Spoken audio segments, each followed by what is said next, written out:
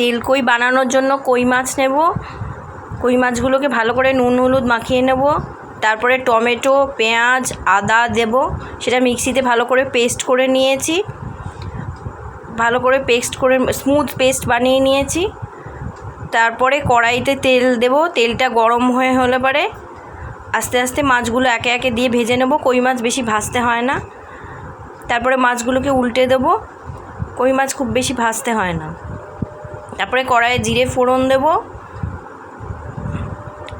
তারপরে তার মধ্যে পেঁয়াজ আদা রসুনের টমেটোর পেস্টটা দিয়ে দেবো। তারপরে জিরের গুঁড়ো ধনের গুঁড়ো হলুদ আর পরিমাণ মতো নুন দেবো, অল্প চিনি দেবো, দিয়ে ভালো করে আংশাতে হবে। ভালো করে আংশানো হয়ে গেলে গরম জল দেব, তারপরে মাছগুলো ছেড়ে দেবো তার মধ্যে। তারপরে কাঁচা লঙ্কা দেবো, আমি গোটা কাঁচা লঙ্কা দিয়েছি, আপনারা চাইলে ফাটিয়ে দিতে পারেন। অল্প সাঁই গরম মশলা দেবো আর ভাজা জিরের গুঁড়ো দেবো, দিয়ে ভালো করে মাছগুলো ফুটতে দিতে হবে। শেষে কাঁচা সর্ষের তেল দিলেই রেডি তেল কই।